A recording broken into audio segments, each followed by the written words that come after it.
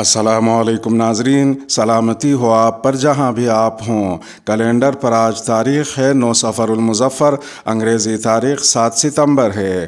اپنے میزبان راہی حجازی سے عالمی خبریں سنیے۔ سعودی خواتین چند ماہ میں حرمین ٹرین چلانے لگیں گی۔ سعودی وزیر برائے ٹرانسپورٹ اور لاجسٹک خدمات صالح الجاسر نے کہا ہے کہ آئندہ چند ماہ کے دوران حرمین ایکسپریس کو تربیت یافتہ سعودی خواتین چلانے لگیں گی۔ لبرلزم، گناہ پسند اور انگریز معاشرے کی نمائندگی کرتے ہوئے سعودی وزیر کا کہنا تھا کہ خواتین ایسے تمام شعبوں میں شامل ہو گئی ہیں جن میں وہ اپنی صلاحیت کے جوہر دکھانا چاہتی ہیں۔ انہوں نے مزید کہا کہ ہر میدان میں خواتین کی شرکت بڑے پیمانے پر بڑھتی جا رہی ہے۔ جلد آپ ایسے عہدوں پر خواتین کو کام کرتے ہوئے دیکھیں گے جہاں ابھی تک مردوں کی اجارہ داری تھی۔ سعودی وزیر کا کہنا تھا کہ ٹرانسپورٹ کا نظام ایسا ہے جس کا دائرہ مختلف شعبوں تک پھیلا ہوا ہے۔ اس تناظر میں باصلاحیت خواتین صنعت، سیاست، حج اور عمرے کے شعبوں میں بھی بڑے پیمانے پر کام کرتی ہوئی نظر آئیں گی۔ صالح الجاسر نے کہا کہ آنے والے دنوں میں سعودی عرب کے مشرقی علاقے کو مغربی علاقے سے ریلوے لائن سے جوڑنے کا منصوبہ شروع کر دیا جائے گا۔ اس حوالے سے کافی پیش رفت ہو چکی ہے۔ واضح ہے کہ سعودی عرب میں ویژن 2030 کے تحت اسلامی و شرعی تعلیمات سے قطع نظر کئی معاشی و سماجی تبدیلیاں لائی جا رہی ہیں اور سعودی معاشرے کو سلف صالح کے اسلام سے ہٹا کر ایک ایسے لبرل اسلام کی طرف لے جایا جا رہا ہے جو امریکہ، یورپ اور گناہ پسند لوگوں کی خوشنودی کی کسوٹی پر کھرا اتر سکے، جس نے اسلام پسندوں میں غم و غصے کو جنم دے دیا ہے۔ گزشتہ مہینے سعودی عرب میں ایک عدالت نے 22 اگست کو خانہ کعبہ کے سابق امام و خطیب شیخ صالح الطالب کو 10 سال قید کی سزا سنائی تھی۔ شیخ صالح الطالب نے سعودی ولی عہد بن سلمان کی جانب سے سعودی عرب میں کی جانے والی غیر اسلامی اور غیر شرعی تبدیلیوں پر سوشل میڈیا پر کی جانے والی تنقید کو اجاگر کیا تھا۔ سابق امام کعبہ شیخ صالح آل طالب نے گرفتاری سے قبل ایک خطبے میں جابر اور مطلق العنان حکمرانوں کے خلاف خطبہ دیا تھا، تاہم انہوں نے سعودی شاہی خاندان کا نام لینے سے اجتناب کیا تھا۔ دوسری جانب اس سال حج کا خطبہ دینے والے ڈاکٹر علی عیسیٰ نے بیان دیا ہے کہ سلمان رشدی پر حملہ وہ جرم ہے جو اسلام میں قابل قبول نہیں ہے۔ اٹلی کے شہر روم میں ہونے والے بین المذاہبی مذاکرات کے دوران ڈاکٹر علی عیسیٰ کا کہنا تھا کہ ایمان رکھنے والے کو تمام لوگوں سے محبت کرنی چاہیے، چاہے وہ اس سے متفق ہو یا نہ ہو۔ لڑکیوں کے اسکول کی کوئی مخالفت نہیں کر رہا۔ افغانستان میں طالبان حکومت کے قیام کے 1 سال بعد صوبہ پکتیا کے بعض علاقوں میں لڑکیوں کے چند سیکنڈری اسکول دوبارہ کھول دیے گئے ہیں۔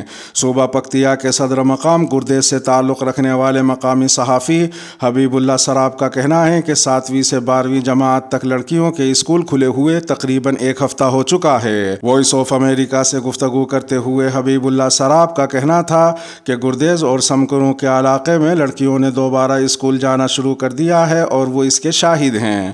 حبیب اللہ سراب نے یہ بھی کہا کہ لڑکیوں کے اسکولوں کی بندش کی وجہ سے علاقے میں کافی تشویش پائی جاتی تھی۔ اس سلسلے میں کافی کوششیں ہو رہی تھی اور بالآخر علاقہ عمائدین اور اساتذہ کی کوششوں سے لڑکیوں کے اسکولز دوبارہ کھل گئے۔ ادھر صوبہ پکتیا کے شعبہ اطلاعات و نشریات کے ایک اہلکار مولوی احمد زئی نے ذرائع ابلاغ کے نمائندوں کو بھیجے گئے ایک آڈیو پیغام میں کہا ہے کہ پکتیا میں کئی روز سے لڑکیوں کے لیے 6ٹھی سے 12ویں جماعت تک کے تعلیمی ادارے کھل گئے ہیں۔ چمکانی کے ایک استاذ ہاشم خلیل ہاشمی نے بھی BBC کو بتایا کہ اگرچہ اس علاقے کو کوئی سرکاری خط نہیں بھیجا گیا ہے، تاہم لڑکیوں کے لیے ہائی اسکول کو کھول دیا گیا ہے اور کوئی اس کی مخالفت نہیں کر رہا ہے۔ افغانستان میں طالبان حکومت کی وزارت تعلیم نے ابھی تک اس معاملے پر کوئی رائے ظاہر نہیں کی ہے، تاہم پکتیا میں طالبان کے مقامی عہدیدار اس خبر کی تصدیق کرتے ہیں۔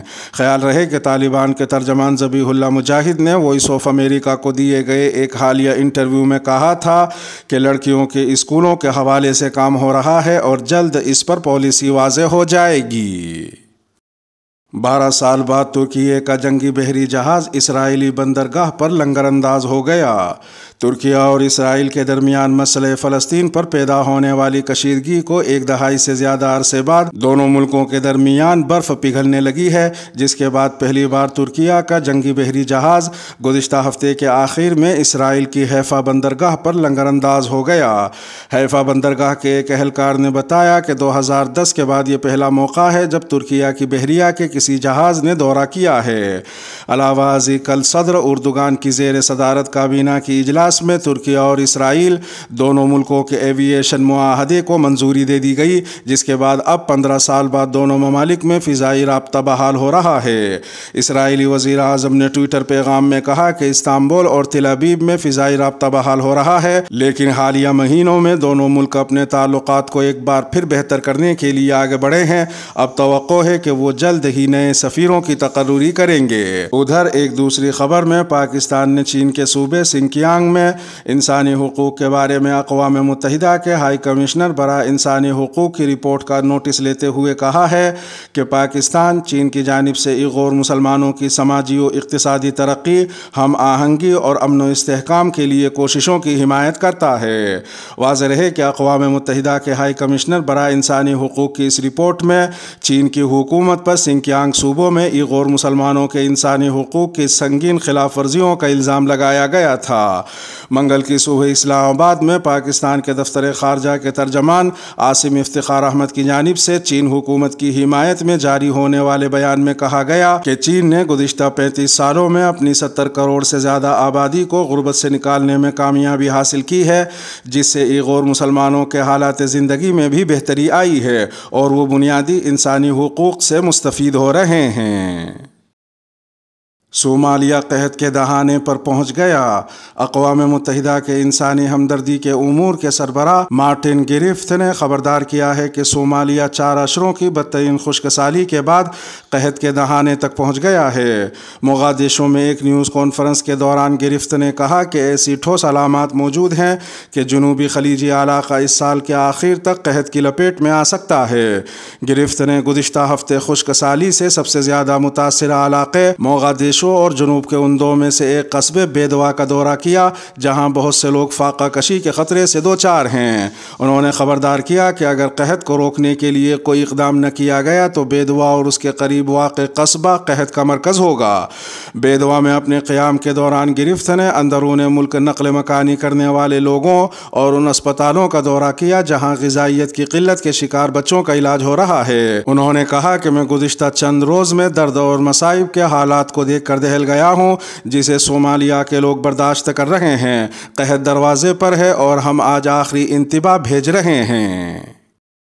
اسرائیل کا حلب کے ہوائی اڈے پر فضائی حملہ، پروازیں معطل۔ شام کے سرکاری ذرائع ابلاغ نے بتایا ہے کہ منگل کی شب اسرائیلی فوج نے شمالی شہر حلب کے ہوائی اڈے پر فضائی حملہ کیا جس سے رن وے کو نقصان پہنچا ہے۔ رن وے ناکارہ ہو گیا ہے اور اس کے بعد وہاں سے پروازیں معطل کر دی گئی ہیں۔ شام کے سرکاری خبر رساں ادارے نے اس سے پہلے یہ خبر دی تھی کہ شامی فضائی دفاع نے اسرائیلی فوج کی جانب سے داغے گئے میزائلوں کو روک لیا اور ان میں سے متعدد کو مار گرایا ہے۔ واضح رہے کہ اسرائیل کا ایک ہفتے سے بھی کم عرصے میں حلب پر یہ دوسرا حملہ ہے۔ 31 اگست کو بھی اسرائیلی فوج نے ہوائی اڈے پر راکٹ داغے تھے جس کے نتیجے میں مالی نقصان ہوا تھا۔ ادھر ایک دوسری خبر میں برازیل کی حکومت نے ایپل کمپنی کو حکم دیا ہے کہ وہ ملک میں بیٹری چارجر کے بغیر آئی فون کی فروخت بند کر دے۔ حکومت کا دعویٰ ہے کہ ایپل کمپنی صارفین کو نامکمل پروڈکٹ دے رہی ہے۔ برازیل کی وزارت انصاف نے ایپل کو $23,80,000 جرمانہ کیا ہے۔ برازیل کی وزارت انصاف نے آئی فون 12 اور نئے ماڈلز کی فروخت روکنے سمیت آئی فون کے کسی ایسے ماڈل کی فروخت کو معطل کرنے کا حکم دیا ہے جس کے ساتھ چارجر نہ ہو۔ برازیل کے سرکاری گزٹ میں شائع ہونے والے حکم نامے میں وزارت انصاف کا استدلال ہے کہ آئی فون کے ساتھ ایک ضروری آلے کا نہ ہونا صارفین کے ساتھ جان بوجھ کر کیا جانے والا امتیازی سلوک ہے۔ مسقط سمیت متعدد شہروں میں بجلی کا بڑا بریک ڈاؤن، نظام زندگی درہم برہم۔ خلیجی ریاست عمان کے دارالحکومت مسقط سمیت متعدد صوبوں میں بجلی کی ترسیل متاثر ہوئی ہے۔ برطانوی خبر رساں ادارے روئٹرز کے مطابق پیر کو authority of public services regulation نے بتایا کہ 4 گھنٹوں میں بجلی مرحلہ وار بحال ہو جائے گی۔ بجلی نہ ہونے کی وجہ سے مسقط ایئرپورٹ پر فضائی آپریشنز متاثر ہو سکتے ہیں۔ حکام نے کہا کہ متعلقہ ٹیم ایئرپورٹ کے علاقے میں بجلی کی بحالی کی کوششیں کر رہی ہے۔ عمان کی اتھارٹی آف پبلک سروسز نے بجلی کی ترسیل متاثر ہونے کی کوئی وجہ نہیں بتائی ہے۔ ادھر ایک دوسری خبر میں اسلام آباد میں متحدہ عرب امارات کے سفیر حمد عبید الزوابی نے پاکستان کے سیلاب سے متاثرہ علاقوں کا فضائی جائزہ لیا تاکہ بے گھر اور متاثرہ خاندانوں کو انسانی بنیادوں پر امداد فراہم کی جا سکے۔ واضح رہے کہ پاکستان کے سیلاب متاثرین کے لیے امدادی سامان لے کر بیرون ملک سے روزانہ کی بنیاد پر اوسطاً 5 پروازیں پاکستان پہنچ رہی ہیں۔ اتوار کو پاکستان کے دفتر خارجہ نے کہا تھا کہ امدادی سامان بھیجنے والوں میں سب سے زیادہ سامان متحدہ عرب امارات کی جانب سے پاکستان بھیجا جا رہا ہے۔ ایک تیسری خبر میں پاکستان سوشل میڈیا پر یہ خبر گرم ہے کہ پاکستان ٹرانسجینڈر ایکٹ کے نام سے اسلامی احکامات سے متصادم قانون سازی کو حتمی شکل دینے کی کوششیں کی جا رہی ہیں۔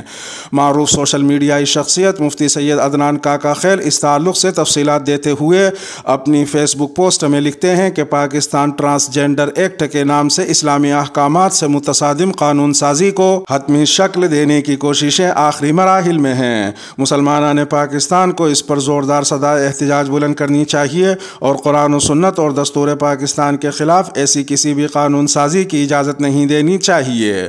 انہوں نے مزید لکھا کہ یہ مسلمانوں کے نظام معاشرت کو بے راہ روی کی طرف لے جانے کے انتہائی مذموم مغربی اور امریکی ہتھ کنڈے ہیں۔ مفتی سید عدنان کاکا خیل نے یہ بھی کہا کہ سینیٹر مشتاق احمد خان صاحب نے قرآن و سنت کی روشنی میں قانون کی تدوین نو کے لیے ترامیم جمع کرائی ہوئی ہیں اور وہ اس محاذ پر ہمت سے ڈٹے ہوئے ہیں۔ سینٹ میں ان کی بلند آواز کو بھرپور عوامی تائید کی ضرورت ہے۔